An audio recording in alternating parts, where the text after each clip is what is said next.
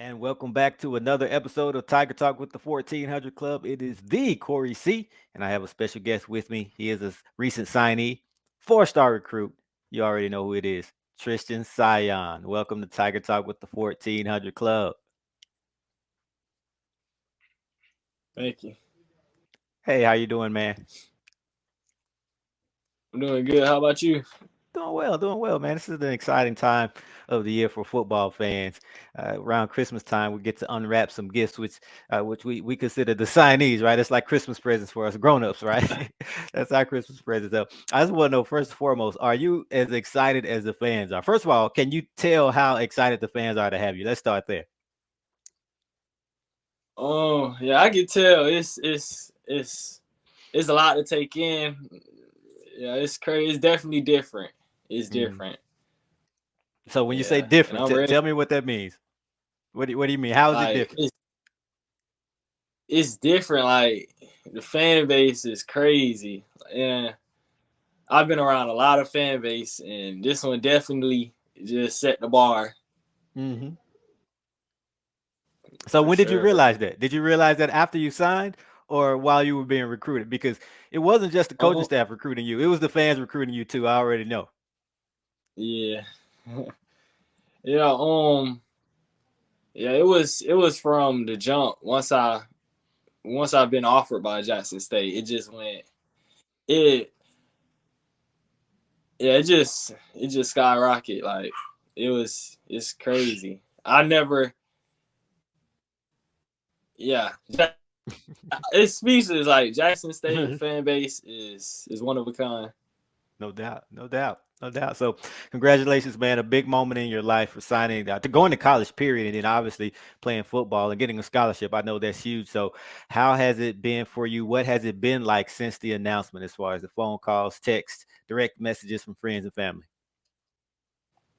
It's been great. It's been a lot more calming towards like my recruiting stage. Like now Okay. I'm locked in and everything just went by smooth. I can now focus on getting getting myself together with football and also with school. But I've already completed my high school. Uh, Congrats. yeah, That's I've that's dope. completed 12th grade. So now I'm just straight mentally and physically getting ready. Okay. So it seems like things have calmed down a little bit for you, but I know it was hectic throughout that recruitment process because you were one of the most highly sought after recruits in the entire country.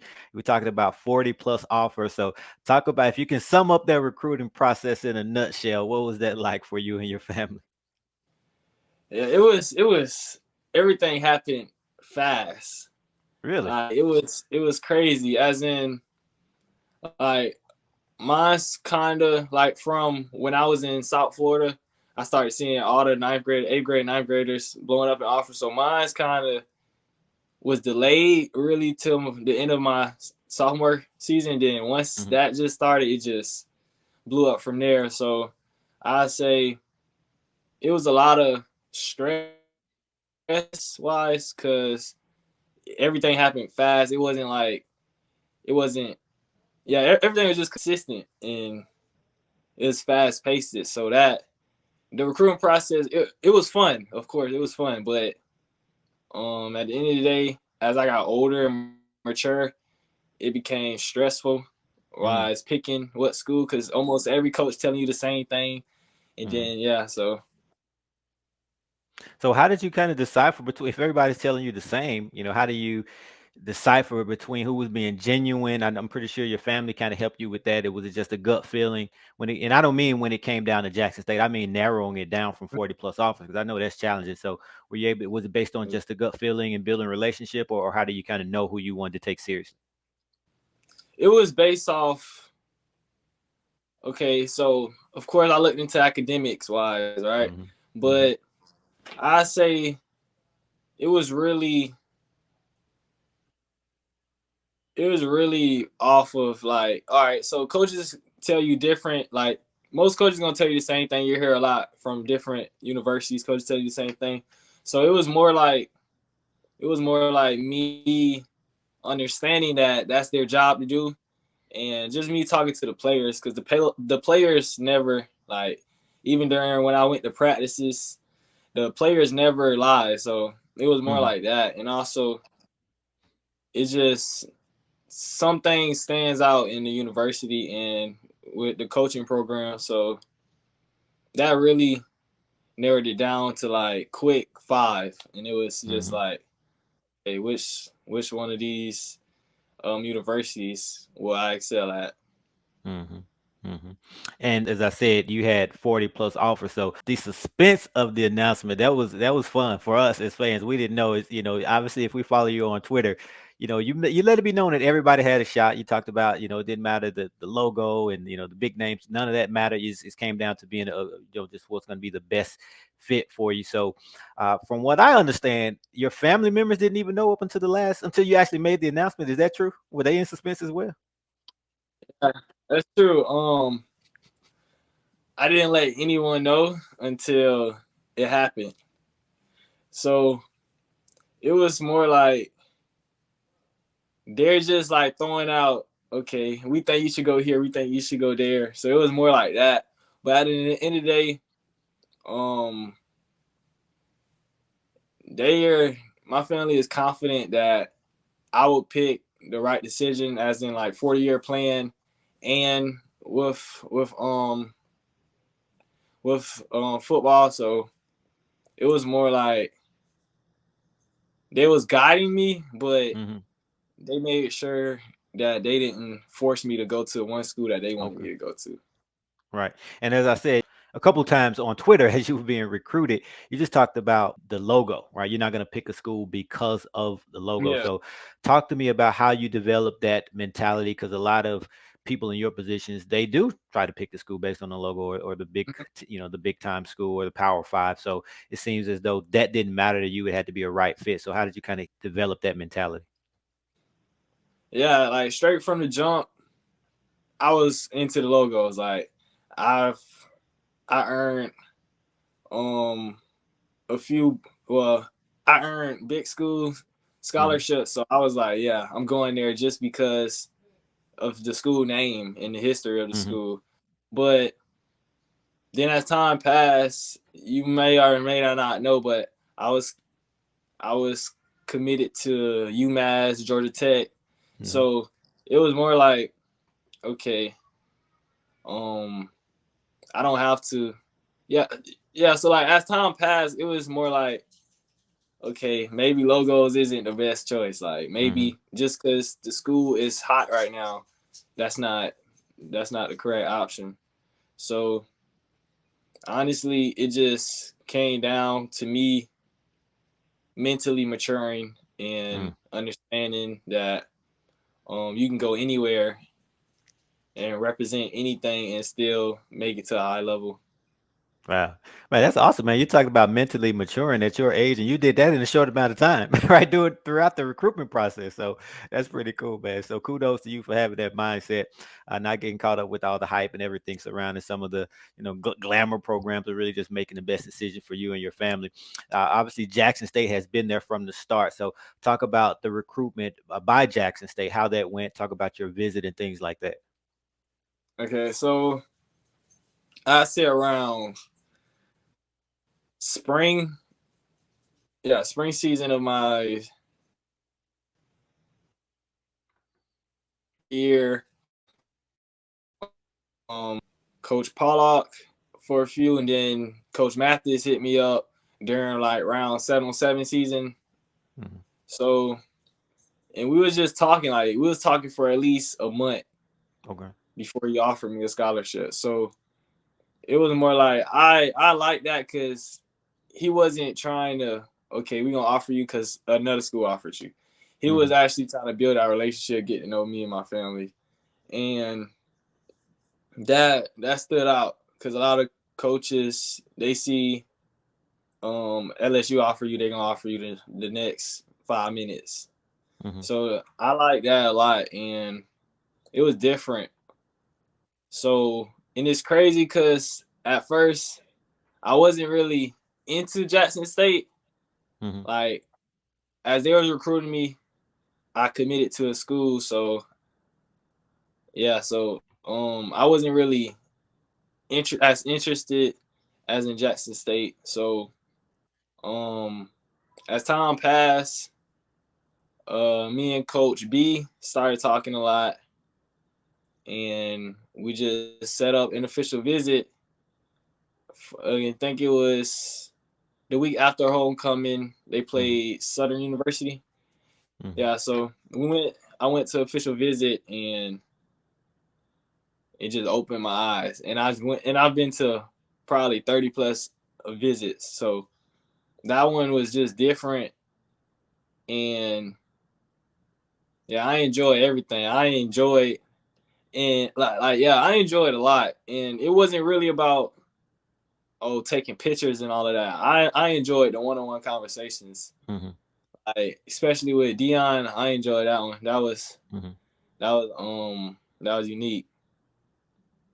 And I saw you say in another interview that you went on a ton of visits, but this one stood out. So I know you touched on that, but if you can be a little bit more specific, what are some things that stood out? You talked about the one-on-one conversations, but was there anything about the game day atmosphere, the school, the city? Just what are some things that you just remember vividly from that visit? I remember just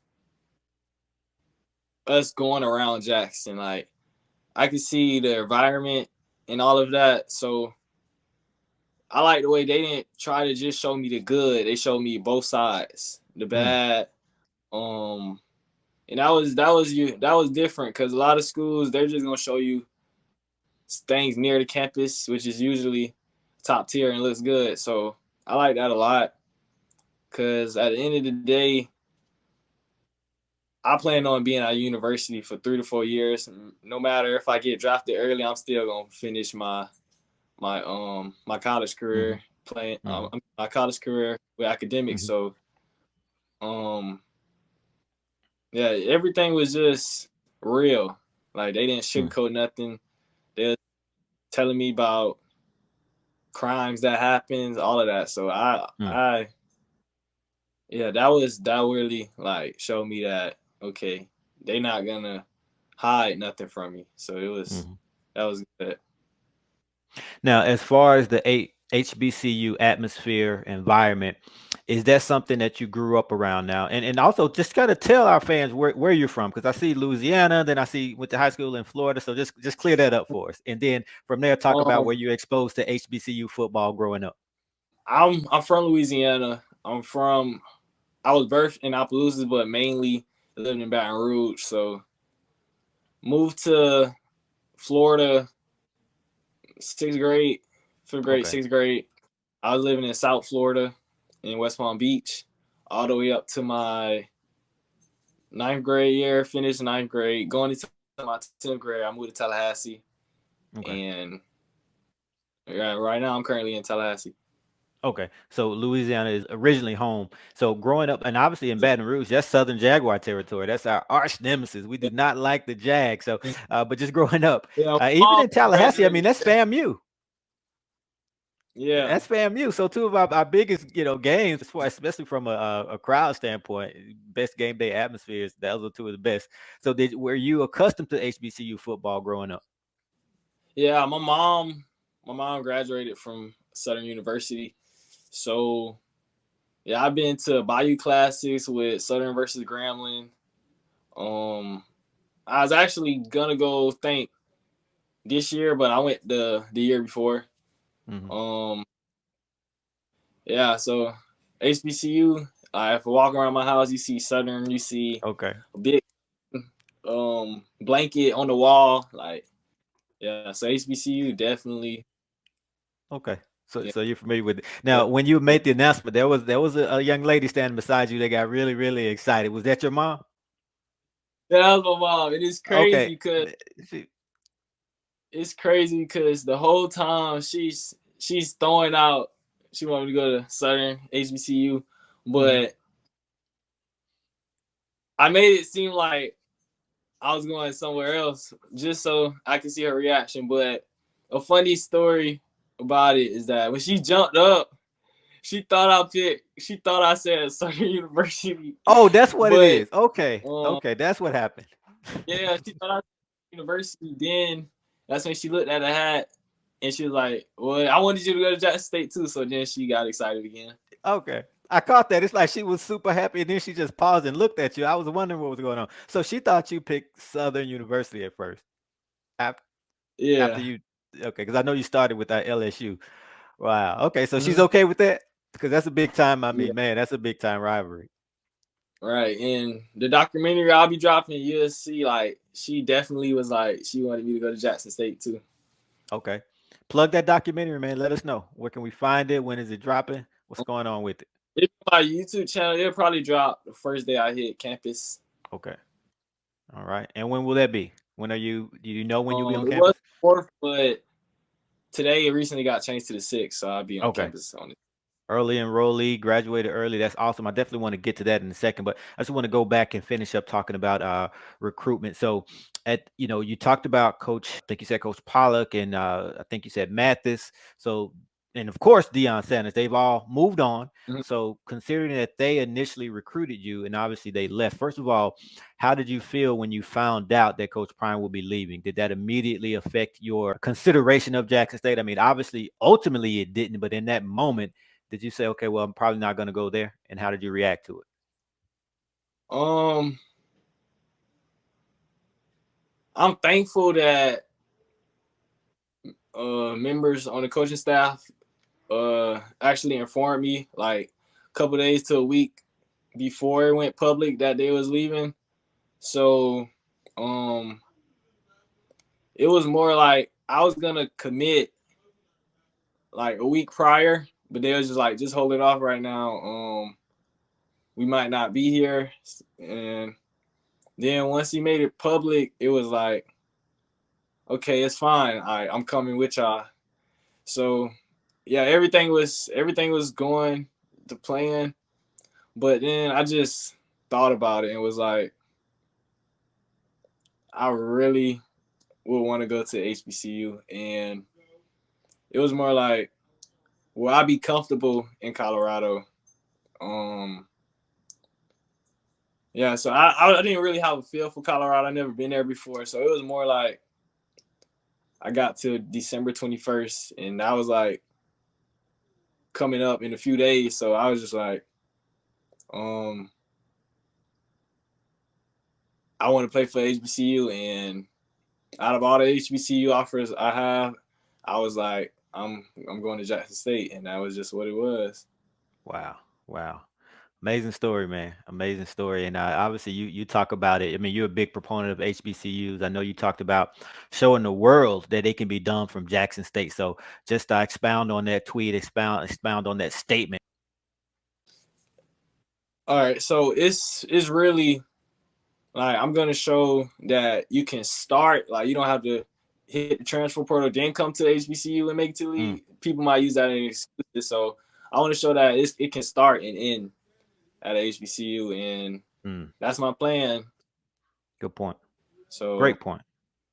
Great point. Yeah, because a yeah, lot of the, obviously with the transfer portal being so popular nowadays, a lot of guys start out at a Power Five or a FBS program, and they end up at an HBCU for whatever reason. So you're saying that no, we can start here and go all the way to the NFL. So that's you. So I mean, you're literally, or you can be a pioneer. Not saying you'd be the first person to start at HBCU to go to the NFL. I mean, that's been done for years. But as far as in this yeah, new age, you want to be a person who kind of creates that trend, right? yes, sir. Absolutely, absolutely, good stuff. Now, of course, the new coach, Coach TC Taylor. Had you had a previous relationship with him, and if not, when did the relationship start? Not really. We didn't really have a relationship. I met him on my official visit. We chopped it up, but it wasn't nothing too deep. But as time passed, Isaiah, Isaiah, Bolden, he Isaiah signed Spencer, to Kendall. There's a lot of Isaiahs. We had an nah, Isaiah Bolden. He's Isaiah he's preparing for Kendall. the NFL draft. We have Isaiah Kendall who signed Isaiah Spencer. Yeah, Isaiah Kendall. Okay. We'll just he'll be like JSU, come on, let's do it, and all of that. So I was just like, I'm gonna be honest with you. I don't have a feeling for for the new head coach. Haven't really talked to him as much. Then he was just like, So yeah, she was just like, all right. Then probably 2 days later, he was like, Coach TC Taylor said hit him up, and he gave me his number. And we was just on the phone for a long time. I don't even know how long it was, but it was a long time. Then we was just talking every day, and then he was just like, "What is gonna take for me to get you here? Like, what is gonna take?" And I was just like, I was just being honest. I was like, "It's there," and he was just like, "What you mean by that?" I just left it at, "It's there." Then about the next day, we got on the phone again, and I was like, and then he asked me the same question. I was like, "Coach, I'm coming," and we just locked in from then. Man, that's awesome. So, man, that says a lot about Coach Taylor because obviously, you said you didn't have a relationship with him, and I know there have been coaches recruiting you for years and years who you had developed a relationship with. So, for him to come in at that last minute, and obviously you were on the phone for a while the first time, and to start the relationship there and to continue it, for him to gain your trust in such a short amount of time, that says a lot. So, you really took a liking to him, and you trust him. Yes, sir. Awesome, awesome, good stuff, good stuff. Man, once you signed, you really started going all in on the recruiting, man. We see it on Twitter, you and all the guys really, but it's like you're the ringleader, man. You're you're really trying to help build a powerhouse. So tell us about that recruiting pitch. Now, you don't have to give us any names unless you want to. I know you're not shy about throwing out names. So if you want to throw some names out there, feel free to. But let our fans know what you and some of the other guys are doing behind the scenes as far as recruiting. Honestly, we're all just taking it in our own way of guys who each of us think that can make an impact, no matter if it's the same position or not. Um, so yeah, I did have to wait a lot. I had to wait um until I signed Mm-hmm. and everything until I went public. Then Mm-hmm. that's when I was like, okay, I got names, and also I asked Coach O, Coach Taylor, who are the guys that you want, and then they'll tell me, and I'll be like, I'm gonna get them. And right now, I think I'm 3 for 3 right now, Yeah, so okay. Okay. Of waiting those three, on have those names been announced yet? Or those are people who already signed? uh, Joshua Short from Southern, Phillip, His and brother? it's yeah, and it's another QB that Okay. I think he just did it not too long ago. Okay. Okay. Man, that's what's up. So, and then you're going to be on campus in January. I know they're going to do a lot of official visits throughout the month of January, leading up to the next signing day in February. So, we expect you to be again the ringleader when it comes to recruiting. Yes, sir. All right, good stuff, man. So, of course, you in that recruiting class, you guys seem to really be hitting it off. I know you visited earlier. Do you remember if anyone from that visit is on the team now or has signed? And if not, just what has it been like developing a relationship with these guys via social media? On my visit, Jace signed. He's already well. Actually, on my visit, he was Linebacker, already Jace Ward. so Mm-hmm. yeah, he was already committed. So and I think Aiden, but Aiden chose Ole Miss. Mm-hmm. So, but yeah, Jace, yeah, we was together almost actually the whole official visit. Like Okay. we exchanged first, and we was like, yeah. So we was together the whole visit. So I say he was a key role And also. getting you? Yes, sir. Okay, so he stayed on you. Yes, sir. All right, all right. So as we've talked about, you'll be enrolling early. You graduated early. You already graduated, right? Yeah, I didn't walk stage. You don't walk stage till May. So, That's right. Hmm. but yeah, I have a choice to come back or not, or if not, they're just handing my diploma. But Okay. yeah, right now I've completed all my credits, all 24. Um, so yeah, I'm break ends on the 4th. I'm gonna be chilling. I That's good. don't. Man, more studying. congratulations, man. Kudos to you for that. That's a huge accomplishment. And I know you thanked your teachers for pushing you. So talk about the Yeah, process and the work that it took in the classroom to make that happen. it was hard. I'm not gonna sugarcoat like it's easy. Like I'm the smartest. It was hard. It was it was challenging. Um, it definitely took a village. So Hmm. I'm thankful for my principal, most def, my principal. Actually both my principals, cause I I was at Rutgers High School my junior year, transferred to an straight academic school because I wanted to enroll early and be college ready to enroll early and stuff like that. So um yeah, I enro- I transferred to academy, Vinyl Academy, no sports, so I could still Mm. play for it's straight academics. And my principal just set out everything I like. She just set out um all my work that I need to do by this time, and after that, it was just a work ethic. It was just okay. If I don't do this at this time, I'm gonna still get it done, but I just won't be ready for early enrollment. So Mm. everything was just mentally at that part. Right. And one of the big perks of enrolling early is you get to go through a spring practice with the team. Obviously, that kind of gets you ahead of the curve, ahead of the game, as opposed to coming in the summer or in the fall. So I know you're looking forward to that spring practice, going through that, playing in the spring game, and man, it's going to be some battles in camp, man. You're a big addition to the secondary. We're looking to see what you're going to bring to the table.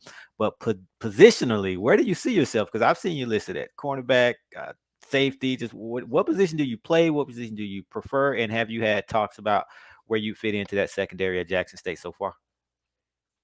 Personally, I try to be versatile. Like I can play literally anywhere. Got film from nickel, corner, and safety. But where I'm more comfortable and confident at, I won't even say comfortable. Like where I'm confident 100% at is at corner. I like to just me and my dude locked in.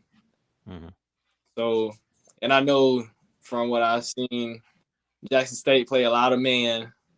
You're on the island, so I feel like person in front of me not better than me. So Hmm. Yeah. yeah, I'm ready for it. Practice gonna be fun. Yeah. Man, you have that confidence, you have that attitude, but it's not just talk, man. It shows on the field as well. The numbers, I know from playing in the secondary, a lot of time you don't have numbers to show. But I saw a stat, man. It said and you got to verify this, man. It said you gave up 46 yards all season long during your senior year of high school. Is that true? Yes, sir. Yeah. Senior year, I had to I had to step in the role of a younger secondary this year, so I've played everywhere. But once I got locked in that corner, and it went from me playing safety to corner every other game to strictly corner. Um, yeah, I say every game I at least had. I say the most targets I had in one game was probably 5, Mm-hmm. but from corner, every game I say I have 1 to 2 targets, and out of one of them so far that's I've like since I've been at corner my senior year, every game I caught a pick, at least one. If they didn't try, like that one time they tried me, and if it was only one time, it was usually a pick. Mm-hmm. So yeah, I gave up about 35 yards one game, and that's where the probably the 46 came from. Man, that's interesting, man. That's something, man. Wow. What's that height and weight? I'm 6'1", about 170, Oh, so- 168, 170, but I'm definitely been off season trying to get bigger. Yeah. I mean, again, it's going to be huge being on campus for the spring, being having access to a college weight room and facility. That's going to do wonders for you. So, man, I'll be looking forward. We'll bring you back on before the season to get an update on their way. But I know you'll be ready to play Division One college football by this fall, man. So we're looking forward to it again, man. We're excited. Congratulations. We've been following you, and you know the Jackson State fans. They're probably DMing you the whole time and retweeting your tweets throughout this whole process. So you know we're a rabid fan base. We can't wait to get behind you. Can't wait to see you in the vet making it happen. Last thing, man. Speaking of those fans, give them a message. What do you want to say to the Jackson State fans who are watching? Stay tuned. It's gonna be great. It's gonna be a redemption season for real, and we taking it all the way this year, next All the year. way. All the way. Yes, sir. All right. And go ahead and give them that social media information in case there's someone watching who's not following you. How can they follow you? Instagram is I am Tristen Sion. Twitter Tristen7K. All right. And documentary dropping soon, right? That's on YouTube. Yes, sir. Same as my Instagram. I am Tristen Sion. All right. You know what to do. Y'all know what to do. Follow. Let's run it up. Let's get the numbers up. We'll be behind you, man. Can't wait for it. So, again, congratulations, man. We'll see you in January. Yes, sir. Appreciate the time. All right.